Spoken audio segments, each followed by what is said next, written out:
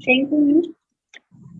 आज के कार्यक्रम में दूर दराज से सभी राज्यों से जितने भी श्रोतागण जुड़े हुए हैं, आप सभी का बहुत बहुत धन्यवाद और आज के इस कार्यक्रम में आपका बहुत बहुत स्वागत है। मैं सबसे पहले बहुजन समाज में जन्मे सभी संत महापुरुषों को नमन करते हुए अर्थात सबसे पहले याद करती हूँ, जिस प्रकार आज हमारा विषय रखा गया महिलाओं को समान भागीदारी मिलना चाहिए, तो इस भारत देश में महिलाओं को जागृत करने के लिए सबसे पहले आंदोलन करने वाले हमारे समाज सेवी माता सावित्रीबाई फुले को याद करते हुए अर्थात माता महात्मा ज्योतिबा फुले को नमन करते हुए और इस दबे कुचले समाज में महिलाओं को कानूनी रूप से अधिकार दिलाने वाले डॉक्टर बी आर अम्बेडकर को श्रद्धा सुमन अर्पित करते हुए अर्थात इस भारत देश में दबी कुचली महिलाओं में राजनीतिक चेतना उत्पन्न करने वाले माननीय कांशीराम साहब को याद करते हुए अर्थात आज के वेबिनार में दूर दराज से पधारे समस्त श्रोतागण, आरबीएम के समस्त पदाधिकारीगण और आज के कार्यक्रम का सफल संचालन करने वाले हमारे वक्तागण और सभी को मेरा सादर जय भीम नमो बुद्धाय। जैसा कि आप सभी को पता है कि आज की सुंदर शाम में हमारा चर्चा का विषय है महिलाओं को समान भागीदारी मिलनी चाहिए। सबसे पहले तो सोचने योग्य बात यह आती है कि आखिर ऐसे विषय लिए क्यों जाते हैं, क्योंकि कहीं ना कहीं असमानता व्याप्त है, इसी कारण आज एक विषय लिया गया है। तो मैं सबसे पहले तो आपको भूमिका बताना चाहती हूँ कि महिलाओं को समान भागीदारी मिलनी चाहिए। इस विषय की भूमिका मैं बताना चाहती हूँ कि महात्मा ज्योतिबा फुले ने कहा था कि सभी प्राणियों में मनुष्य श्रेष्ठ है, सभी प्राणियों में मनुष्य श्रेष्ठ है और सभी मनुष्यों में नारी श्रेष्ठ है और स्त्री और पुरुष जन्म से ही स्वतंत्र है, इसलिए दोनों को सभी अधिकार समान रूप से दिए जाने चाहिए। और अगर दूसरी बात करूं मैं तो डॉक्टर बी आर अम्बेडकर ने कहा था कि किसी भी राष्ट्र की प्रगति या उन्नति को आप देखना चाहते हो तो वहां की महिलाओं की स्थिति का स्तर क्या है, उससे आप किसी भी राष्ट्र या समाज की उन्नति का आकलन कर सकते हैं। और कहा जाता है कि महिला और पुरुष जो है एक रथ के दो पहिए, अगर आप एक पहिए को कमजोर करोगे और एक पहिए को ताकतवर रखोगे तो आप जो पहिया ताकतवर है वो तो अपने आप में सर्वशक्तिमान हो सकता है, लेकिन जिस राष्ट्र में जिस समाज में वहां विद्यमान है वो समाज कमजोर हो जाए। अब मैंने इस विषय को 5 भागों में विभाजित किया है। जैसे मैं आपको सबसे पहले बताऊंगी कि आर्थिक क्षेत्र में महिलाओं को समानता क्यों मिलनी चाहिए और किस प्रकार से वर्तमान सरकार जो है आर्थिक क्षेत्र में महिलाओं को समानता देती है या सिर्फ आश्वासन देती है। तो जैसे मैं मुद्दे की बात करती हूँ, समय की गरिमा अगर हम लोग को ध्यान रखना है, सबसे पहले आर्थिक क्षेत्र की मैं अगर वर्तमान की बात करूं तो हमारी सरकार जो है आर्थिक क्षेत्र में महिलाएं अगर सबसे ज्यादा भारत की अधिकतर जनसंख्या ग्रामीण क्षेत्र में निवास करती है, जैसे 60 से 75% जनसंख्या ग्रामीण क्षेत्र में निवास करती है और वहां पे महिलाएं खेती में अपना व्यवसाय करती है, क्योंकि शिक्षा का स्तर बहुत कम है। कुछ महिलाएं घरेलू कार्य करती है, लेकिन उनकी जो कार्य है उसको जीडीपी में नहीं जोड़ा जा सकता, नहीं जोड़ते उनके कार्य को। एक पुरुष अगर कुछ काम करके आता है तो उसके कार्य को जीडीपी में जोड़ा जाता है, लेकिन महिला के कार्य को जीडीपी में नहीं जोड़ा जा सकता। यह तो सोचने योग्य बात है।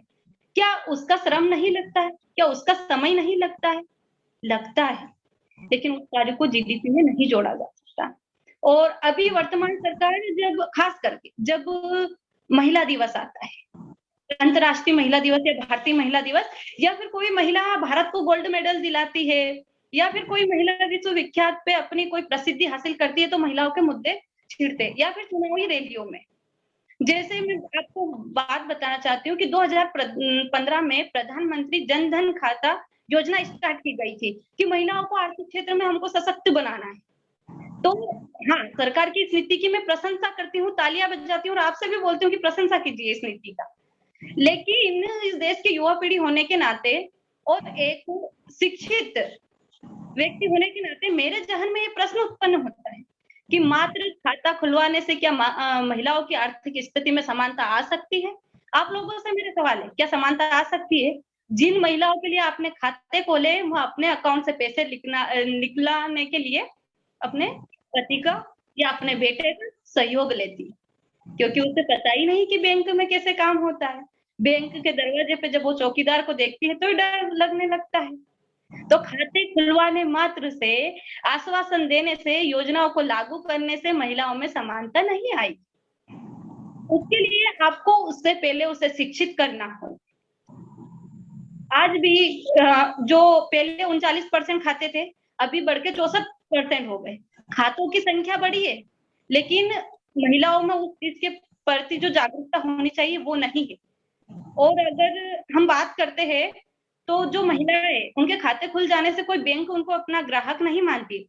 एक शिक्षित ग्राहक और एक जो व्यवस्थित ग्राहक के साथ व्यवहार करती बैंक, उन नॉर्मल महिलाओं के साथ व्यवहार नहीं करती, उनको अपना ग्राहक तक भी नहीं मानती। तो इन चीजों को हमको ध्यान में रखना है। अब यहाँ तो आर्थिक क्षेत्र हो चुका, आर्थिक क्षेत्र में बहुत सारी जगह है आज भी जहाँ पे महिला और पुरुष समान कार्य करते हैं, बरोबर घंटे काम करते हैं, लेकिन महिलाओं को वेतन कम दिया जाता है। क्यों कम दिया जाता है? क्योंकि किसी किसी का मानना है कि उनकी शारीरिक बनावट के कारण वो काम करती, लेकिन एक्चुअली में आप देखोगे तो महिलाएं पुरुषों से ज्यादा काम करवाया जाता है महिलाओं से। जब आप चाहे ग्रामीण क्षेत्र में देख लीजिए, चाहे चाहे आप कंपनी एरिया में भी देख देख सकते हैं, आपके कोई परिचित है उनसे पूछ सकते हो। संविधान में प्रावधान है कि 8 घंटे काम करवाना चाहिए, लेकिन महिलाओं से 12-12 घंटे काम दिया जाता है, तब जाके उनको पुरुषों के भांति जो है उनका व्यवसाय है उसके अकॉर्डिंग उनको पैसे दिए जाते हैं।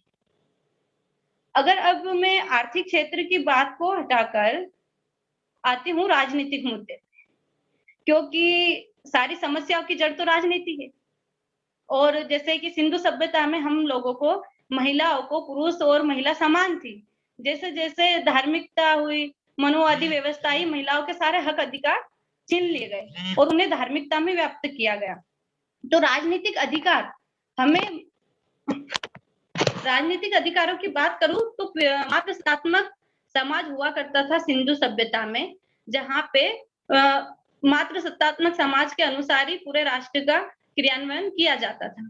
लेकिन धीरे धीरे वेद आए, पुराण आए, उसके बाद मनुवादी व्यवस्थाएं आई, फिर मनुस्मृति आई, वहां तक तो महिलाओं को पैरों की जूती बना लिया गया था। उसके बाद में जब राजनीतिक क्षेत्र में माता सावित्रीबाई फुले ने महिलाओं को उत्थान में अपनी बहुत महत्वपूर्ण भूमिका निभाई। माता सावित्रीबाई फुले के बाद अगर मैं बात करूं तो डॉक्टर बी आर अम्बेडकर ने हिंदू कोड बिल लाए। हिंदू कोड बिल के मैं कुछ पॉइंट आपको बताना चाहती हूँ। मुझे पता है कि सेमिनार में बहुत अनुभवी व्यक्ति भी है, लेकिन कुछ नए हैं जिन्हें हिंदू कोड बिल के बारे में नहीं पता, उनके लिए मैं कुछ महत्वपूर्ण बिंदु बताना चाहूंगी कि हिंदू कोड बिल में आखिर महिलाओं को क्या क्या अधिकार दिए। महिलाओं को नहीं, पुरुषों के भी कुछ अधिकार है उसमें। कि सबसे पहले हिंदू कोड बिल में अधिकार हमें मिला था कि कोई भी व्यक्ति, जैसे जो ब्राह्मणवाद है उसमें बहुत सारे जगह उनके धर्म के अनुसार लिखा गया था कि जो एक पति होता है वो बहुत सारी पत्नियों को रख सकता है। अभी आपने किससे होंगे, कुछ त्योहार गया है उसमें कि इसने इतनी पत्नियां रखी थी, इतनी पत्नियां रखी थी, फिर भी लोग पूज रहे हैं। वो सबकी अलग अलग अपनी अपनी विचारधारा है। लेकिन आज वर्तमान युग है, विज्ञान का युग है, तो सबको ही, किसी एक समुदाय को सोचने की बात नहीं है, सबको सोचने की बात है कि जहां पे पहले पति बहुत सारी पत्नियां रख सकता था, लेकिन बाबा साहब ने हिंदू कोड बिल में प्रावधान किया था कि पहली पत्नी के होते हुए पति दूसरी शादी नहीं कर सकता है। दूसरा था कि जिस प्रकार से बेटे का अधिकार होता है अपने पिता की संपत्ति में, वैसे पुत्री का भी अधिकार होगा। तीसरा पॉइंट है कि किसी महिला को अगर बच्चे नहीं होते हैं तो उसका पति छोड़ देता है, उसको तमाम तरह की बातें होती, तो उसमें बच्चों को गोद लेने का अधिकार भी दिया गया है। और पहले ऐसा होता था कि एक महिला विधवा हो जाती थी तो पुनर्विवाह नहीं कर सकती थी, लेकिन आज महिला विधवा होने के बाद भी अपना विवाह कर सकती है। तो ये बदौलत है हिंदू कोड बिल की। काम करने की अवधि पहले 12 घंटे थी, उसको घटाकर हिंदू कोड बिल में यह प्रावधान था कि उसको 8 घंटे कर दिया गया। बाल विवाह पर रोक लगाई गई और सबसे बड़ी बात है कि महिलाओं को वोट डालने का अधिकार भी हिंदू कोड बिल से मिला है। अब मैं, बाबा साहब ने एक पुस्तक लिखी थी कि महिलाओं के लिए हिंदू नारी उत्थान और पतन, किताब का नाम है, जिसमें उन्होंने लिखा था कि बौद्ध धर्म में किस प्रकार से महिलाओं को समानता दी गई है। बाबा साहेब डॉक्टर अंबेडकर 1916 से लेकर 1951 तक हिंदू कोड बिल को लागू कराने के लिए संघर्ष करते रहे, लेकिन मनुवादी सरकारों ने उनके जीते जी इस बिल को पास नहीं करा। और बाबा साहेब ने अपने दुख भरे शब्दों में कहा था, इस जब यह बिल पास नहीं किया गया और कुछ उस समय पे कांग्रेस में कुछ महिलाएं भी विद्यमान थी जिन्होंने, उन महिलाओं ने भी इस बिल का विरोध किया था। और खास करके धर्म के ठेकेदार थे, जो अखिल भारतीय राज्य परिषद की जिसने स्थापना की थी, अखिल भारतीय राम राज्य परिषद की स्थापना की थी, और कुछ आरएसएस के लोग थे जिन्होंने जमकर दिल्ली में रैलियां निकलाई थी, हिंदू कोड बिल का विरोध किया था। तो इन सबको देखते हुए उनका मानना था कि हमारे धर्म का विरोध होगा, हमारे धर्म की अवहेलना होगी। ऐसा धर्म जहां पे महिलाओं को उनके अधिकारों से वंचित रखा जाता है, और अगर उनको उनके अधिकार मिलते हैं तो उनके धर्म की अवहेलना होगी, उनका धर्म खतरे में होगा। लेकिन आज वही धर्म के ठेकेदारों ने अपनी महिलाओं को राजनीतिक कुर्सी पे विराजमान कर रहे। तो इससे दुखी होकर डॉक्टर बी.आर. अम्बेडकर ने कहा था कि मुझे संविधान लिखकर इतनी खुशी नहीं हो रही, संविधान लागू करने पर इतनी खुशी नहीं होती जितना मैं हिंदू कोड बिल लागू करने पर महसूस करता हूँ। और उन्हें यह शब्द बहुत दुख भरे भावों में कहा था। तो इन लोगों ने हिंदू कोड बिल लागू नहीं किया। तो यही कारण है कि आज भी कहीं ना कहीं महिलाओं को समानता नहीं मिल पा रही। अब मैं वर्तमान राजनीति की अगर बात करती हूँ, तो हमारे भारत में हम देखते हैं कि 545 संसद संख्या है संसदों की, लेकिन महिलाएं कितनी है उसमें से? आखिर महिलाओं को टिकट क्यों नहीं दिया जाता है? सिर्फ 545 सांसदों की जो संख्या, उसमें से सिर्फ वर्तमान भारत में 78 महिलाएं सांसद हैं। बहुत ही सोचने योग्य बात है, क्योंकि जो नीतियां महिलाओं की बनती है वो कौन बना रहा है? पुरुष प्रधान समाज। तो वो तो अपना हित देखेगा, क्योंकि अपन बोलते हैं ना कि यार जो अपना रहता है उसके प्रति अपना पक्ष ज्यादा झुकाव होता है, मनुष्य कभी निष्पक्ष नहीं होता। तो ये पुरुष प्रधान समाज है, तो जो सारी नीतियां है, जहाँ पे सारी जड़ें हैं, वो तो उसके हाथ में है। तो महिलाओं को कहाँ से भागीदारी मिलेगी? हम लोगों को तो उन्होंने सीरियल में उलझा के रखा है कि रात के 8 बजे सीरियल आ रहा है, 10 बजे खत्म होगा, हमको देखना है। राजनीतिक मुद्दे जो होते हैं वो पुरुष देखता है, पुरुष ही राजनीति में भाग लेता है। तो मैं फिर बताना चाहती हूँ कि महिलाओं की समानता की बात करेंगे चुनाव के समय। कुछ पुरुष प्रधान समाज है, कुछ का बोल रही हूँ, सभी अन्यथा ना ले अपने ऊपर, क्योंकि अगर ऐसा होता तो आज की सभा में ये मुद्दा ही नहीं रखा जाता हमारे माननीय संस्थापक महोदय के द्वारा। कुछ की बात कर रही हूँ मैं। तो उसमें जब चुनाव की बात होती है, जब रैलियां होती है, मैंने जैसे अभी बताया कि कोई महिला भारत में गोल्ड मेडल लेके आई है, तो उस समय ढिंढोरा पीटा जाता है कि महिलाओं को आगे बढ़ाना, ऐसा करना, वैसा करना। और सबसे बड़ी बात है कि मात्र कागज पे लिख देने से अगर कानूनी रूप से भी आप किसी चीज को लागू कर सकते हो, तो भी वहां समाज में नहीं लागू होगी जब तक आप उसको मानसिक रूप से नहीं लागू कर सकते हो। जैसे मैं उदाहरण के तौर पे आपको बताना चाहती हूँ कि हमारे यहाँ पे जातिवाद को खत्म कर दिया, अनुच्छेद 17 अस्पृश्यता का अंत माना जाता है, संविधान में लिखा हुआ, लेकिन क्या वो खत्म हुआ? क्यों नहीं हुआ? क्योंकि हमारे मानसिक जहन में तो भरा हुआ। जातिवाद करने वाला भी मानता है और जातिवाद सहने वाला भी मानता है कि जातिवाद हो रहा है और कर रहे और हम सह रहे। तो ये हमारी मानसिकता को चेंज करना है। और सबसे ज्यादा जरूरत है महिलाओं को राजनीति में आने की, क्योंकि मैं फिर कहती हूँ कि जहां से आप लोगों के लिए सुरक्षा के मुद्दे आते हैं, जैसे अभी मैं वर्तमान स्थिति की बात करती हूँ, अधिकतर महिला थानों पे हमें महिलाएं बहुत कम मिलेगी, मतलब अधिकतर थानों पे जाएंगे हम तो महिलाएं, जैसे पुलिस चौकी है, कुछ भी हो तो महिलाएं बहुत कम मिलेगी। महिला शिकायत करने जाएगी तो वहां पे बैठा कौन? पुरुष प्रधान समाज है। इतने अच्छे से आपकी समस्या नहीं समझ पाएगा वो। तो हमें जो घर गृहस्थी के चक्कर होने, जो हम लोग इधर उधर की बातों में महिलाएं लगी हुई है, उनको छोड़ के हमें अपने हक अधिकारों के लिए लड़ना पड़ेगा। और मैंने पिछले बार भी बोला था कि इवन अपने परिवार से भी अपने हक अधिकारों के लिए लड़ाई करनी पड़ेगी। मैं उदाहरण और किसी का देना नहीं चाहूंगी। जो उत्तर प्रदेश के 4 बार मुख्यमंत्री बने, माननीय बहन कुमारी मायावती जी को जब उन्होंने घर बार छोड़ा था तो परिवार भी साथ नहीं था, लेकिन जब मुख्यमंत्री बन गए थे उसके बाद सबको ही साथ में थे। तो विपरीत परिस्थितियां आती है जब हम पुरुष प्रधान समाज के लेवल में काम करने निकलते हैं, लोग ताना भी मारते हैं और वो समान दृष्टि से हमको देखते भी नहीं है। लेकिन जब हम किसी अच्छे पद पर आसीन हो जाते हैं, उसके बाद यही समाज हमको सलाम भी ठोकता है। तो समाज के डर के मारे महिलाएं समानता में नहीं आ पा रही, और समाज के डर के कारण ही महिलाओं को जो उसके परिवार वाले समानता नहीं दे पा रहे। अब मैं सामाजिक मुद्दे की अगर बात करती हूँ तो मेरे जहन में बहुत सारे प्रश्न उत्पन्न होते हैं, क्योंकि मैं ग्रामीण क्षेत्रों में अक्सर मैं बातें किताबों में लिखी हुई, ना ही गूगल पे सर्च करके मैंने सोचा था कि मैं इधर उधर से नहीं बोलूंगी, जो समाज में विद्यमान है वही चीजें आपको बताना चाहती हूँ।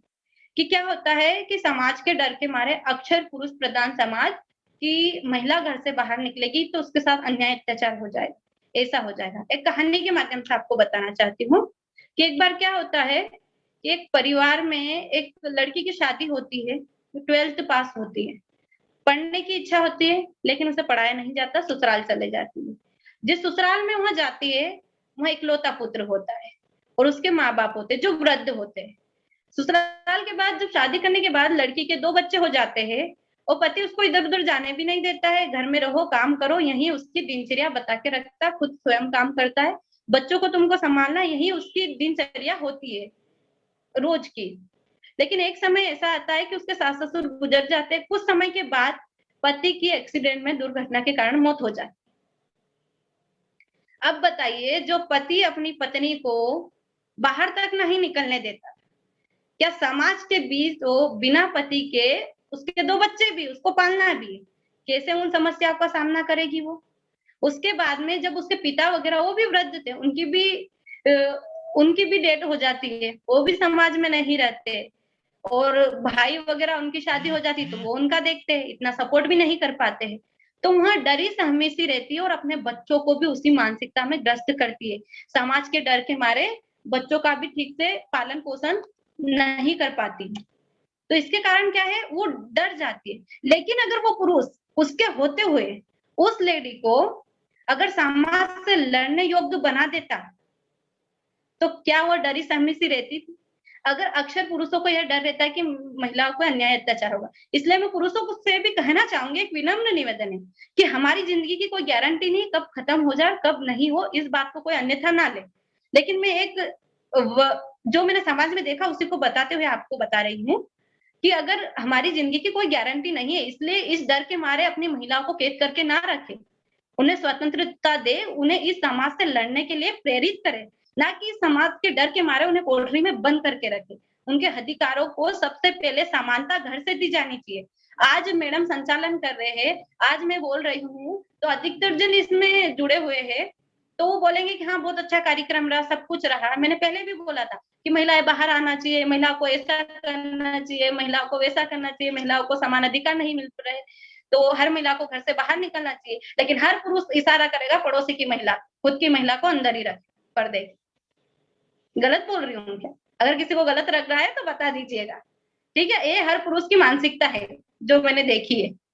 तो इसलिए मैं तो बोल रही हूँ अपने घर की महिलाओं को कब लाओगे? मैं बोल रही हूँ मेरे हक अधिकार के लिए मैं लड़ सकती हूँ, जब आपके घर की महिला पे होंगे तो वहां पे मैं विद्यमान नहीं रहूंगी, इसलिए उनको भी सिखाइए। और हम संविधान की बात करते हैं, असमानता की बात कर रहे हैं हम लोग, टॉपिक भी हमारा है। तो यहाँ पे अनुभवी व्यक्ति है, मैं सभी से मेरा एक प्रश्न, सब अपने मन के अंदर ही उत्तर देंगे कि जब बाबा साहेब ने पिता की संपत्ति में पुत्री का अधिकार है, आप इस बात से सहमत हो, मैं भी हूँ, संविधान भी है कि पिता की संपत्ति में पुत्री का अधिकार है। तो यहाँ पर बताइए कितने लोगों ने अपनी बच्चियों की शादी की, उसके बाद बाबा साहब की बात भी मानते हैं, संविधान को भी मानते हैं। जब संविधान विरोधी कुछ नारे लगते हम लोग को गुस्सा भी आता। अब ये बताइए हम संविधान का कितना पालन करें? कितने लोगों ने अपनी बच्चियों को आधी आधी जमीन दी है बेटों के बरोबर, जब वो शादी करके उसके घर गई तो, चाहे वो बेटी की इच्छा है कि वो अपना अधिकार अपने भाई को सौंप के जा रही हो, लेकिन अगर उसके पास विपरीत परिस्थिति आती हो, जिस प्रकार उस महिला के पास आई थी, मैंने कहानी सुनाई थी कि उसका पति की डेथ हो जाती है, तो ऐसी स्थिति में वो कहाँ जाए? और उसका पति सिर्फ मजदूरी करता है, उसके पास जमीन जायदाद भी नहीं है, तो अपने पिता की संपत्ति है वहां पे तो रह सकती है। लेकिन आप लोग से प्रश्न है मेरा, क्या कोई एक भी व्यक्ति है जिसने अपनी बेटी की रजिस्ट्री करवाई है संविधान के अनुसार, जब उसकी शादी हुई दहेज ना दिया और रजिस्ट्री कराई है जमीन की? चाहे आपके घर 2 बीघा हो तो आपने उसको 1 बीघा दिया हुआ, कोई भी नहीं मिलेगा। तो मेरा आप बुद्धिजीवी लोगों से तो निवेदन है कि जो संविधान के विरोधी, उनसे तो बाद में, पहले आप लोगों से है कि इसकी शुरुआत आपको करनी चाहिए। आपकी बिटिया को कभी विपरीत परिस्थितियों का सामना करना पड़ सकता। और एक बात मैं बताना चाहूंगी कि जब हमारा एनसीसी में थी मैं, तो एनसीसी में ऐसे विचार विमर्श होते थे, तो मेरे से किसी ने पूछा कि क्या तुम शादी करने के बाद अपने पिता से ले सकती हो? तो जी हाँ, मैं तो लेके रहूंगी, क्योंकि मेरा हक अधिकार है और मैं संविधान को मानती हूँ। तो मैं तो जब होगा तो जो मेरा हिस्सा है वो लूंगी, चाहे मैं मेरे भाई को सौंप के जाऊं, लेकिन मेरे जिंदगी में विपरीत परिस्थितियां कब आ जाए मुझे नहीं पता। इसके लिए मैं लेके रहूंगी। और आप सब जितनी भी महिलाएं सुन रही हैं उनसे भी निवेदन है, चाहे अपने भाई को सौंप के आए लेकिन अपना अधिकार लेके रखे। कह नहीं सकते माँ बाप नहीं रहे उसके बाद में भाई सपोर्ट नहीं करेगा तो क्या करेंगे, आत्महत्या करेंगे, क्योंकि अधिकतर महिलाएं कर रही है ऐसा। और ये समस्या सिर्फ समाज में विद्यमान है, इसीलिए मैं बताना चाहती हूँ। और हाँ, कुछ एक और चीज मैं बताना चाहती हूँ कि कुछ पुरुषों की सोच ऐसी है, शायद मेरे इस वक्तव्य से किसी की सोच बदल जाए, इसलिए मैं वर्तमान स्थिति यह बताना चाहती हूँ। समानता का टॉपिक है तो कि किस प्रकार हम वर्तमान स्थिति को देख के समानता ला सकते हैं। बाबा साहेब ने, बुद्ध ने तो समानता दे के गए, लेकिन हम किस प्रकार से ला सकते हैं। तो जैसे मैं बताना चाहती हूँ कि कितने ही पुरुष जो रहते हैं 10th के बाद 12th के बाद अपनी बच्चियों का पढ़ाना बंद कर देते समाज के डर के मारे कि ऐसा हो जाएगा वैसा हो जाएगा। लेकिन और कितने पुरुष जो रहते हैं कि अगर ग्रेजुएशन के बाद भी लड़की की शादी होती तो फिर पढ़ाना बंद कर देते। पहले अच्छे खासे वादे करते हैं कि पढ़ाएंगे, ऐसा करेंगे वैसा करेंगे, उसके बाद बंद कर देते हैं। उन पुरुषों के लिए एक बात बताना चाहती हूँ, सोचने योग्य बात है, ध्यान से सुनना। कि जब आप की पत्नी की, आपकी बहन की, आपकी बेटी की डिलीवरी होती है, उस टाइम फिर आप क्यों एक लेडीज डॉक्टर ढूंढते हो? वहां पे आपकी पुरुष प्रधान समाज वाली मानसिकता क्यों खत्म हो जाती? क्यों नहीं एक पुरुष के पास ले जाते और चाहते हो कि आपकी महिलाओं को एक महिला डॉक्टर ही देखे? तो हमें हमारी बच्चियों को पढ़ाने की आवश्यकता है या नहीं? ये बात सोचने योग्य है। बस तो उन्हीं शब्दों के माध्यम से मैं अपनी वाणी को विराम दूंगी। और भी अनुभवी वक्तागण हमारे बीच में है, तो बाबा साहब की कुछ पंक्तियां आपके सामने रखूंगी मैं कि एक एक महिला मस्जिद की कभी मौलाना नहीं बन सकती। ध्यान से सुनना, एक महिला मस्जिद की कभी मौलाना नहीं बन सकती, एक महिला मंदिर की कभी पुजारी नहीं बन सकती, और एक महिला कभी चर्च की पादरी नहीं बन सकती। लेकिन इस भारत देश में एक महिला प्रधानमंत्री बन सकती, मुख्यमंत्री बन सकती, स्पीकर बन सकती, राज्यपाल बन सकती, पंच बन सकती है और सरपंच भी बन सकती है। वो किसकी बदौलत? वो सिर्फ और सिर्फ संविधान की बदौलत बन सकती है। तो इस देश में संविधान को पूर्ण रूप से लागू करना चाहिए। महिलाओं का 33% आरक्षण आज भी अटका हुआ पड़ा है, जो राज्यसभा ने पास कर दिया है, लेकिन फिर भी उसको कहीं ना कहीं बार बार भंग होता जा रहा है। तो यह सोचने योग्य बात है। और वो कहते हैं कि बेवा होकर नारी अपना सर मुंडवा कर रहती थी, घोर अंधेरी कोठरी में वो किस्मत को रोती थी। मेरे बाबा ने दिया सभी को हक समान और बनाया पंच प्रधान। इसीलिए तो कहते हैं दोस्तों कि मेरे भारत का संविधान है महान, मेरे भारत का संविधान है महान, और वही इस भारत देश में पुरुष और नारी में समानता ला सकता है। इसलिए सबसे ज्यादा जरूरत है कि संविधान को पूर्ण रूप से लागू किया जाए, और जो हमारी समानता की बात है वो हमारे घर से स्टार्ट हो।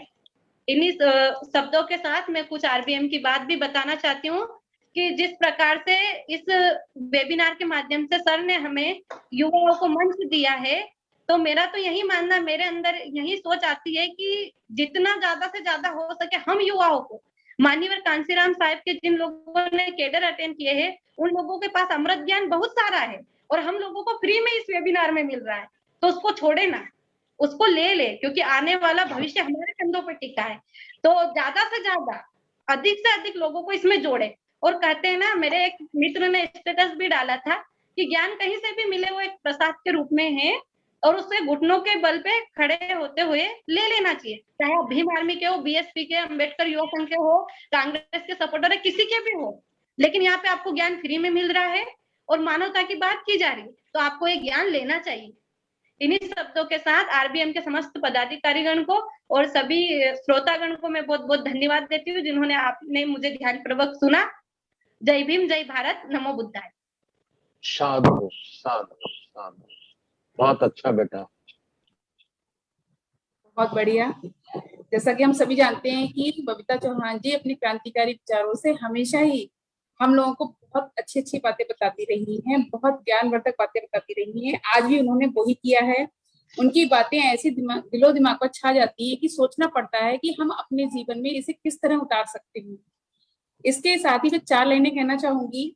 जिसने बस त्याग ही त्याग किए, जो सिर्फ दूसरों के लिए ही जिए, फिर क्यों उसको धिक्कार दो, क्यों ना उसे जीने का अधिकार दो। तो ये एक 4 लाइनें हैं, इनमें ये सोचना चाहिए हमें कि उसका जो अधिकार है, हमें तुलसीदास की तरह नहीं सोचना चाहिए कि शूद्र ढोल गवार शूद्र पशु नारी ये सब ताड़न के अधिकारी। हमें अपने घर से ही शुरुआत करनी चाहिए। जब हम खुद नहीं ये कार्य कर सकते तो हम समाज से कैसे उम्मीद कर सकते हैं, जो अभी उतना शिक्षित नहीं है और उतना अभी उभर कर सामने नहीं आया है। जब हम पढ़े लिखे लोग इसे नहीं अपना सकते तो हमें शुरुआत करनी पड़ेगी। साथ ही मैं खाली पुरुष समाज को ही इसको दोषी नहीं मानती, इसमें महिलाएं भी हैं, क्योंकि महिलाएं पुत्र के लिए बहुत ही इच्छुक रहती हैं, पुत्र को बहुत ज्यादा समझती हैं और पुत्र को ही हर अपनी प्रॉपर्टी का हिस्सा देना चाहती हैं। वो खुद नहीं इस फेवर में रहेंगी कि क्योंकि उन्हें नहीं मिला है, उन्हें नहीं मिला पितृ संपत्ति में अधिकार, तो वो नहीं चाहती कि वो अपनी पुत्रियों को भी दे। उन्हें भी आगे आना चाहिए, अपनी पुत्रियों के अधिकारों के लिए लड़ना चाहिए, क्योंकि amazing thing happen when women help other women. कहते हैं औरत ही औरत की दुश्मन होती है, तो हमें एक औरत होते के नाते दूसरी औरत के सहभागिता करनी चाहिए, उसकी हेल्प करनी चाहिए, उसकी अधिकारों की लड़ाई में साथ देना चाहिए। इसी के साथ मैं आज की विशिष्ट अतिथि उपासिका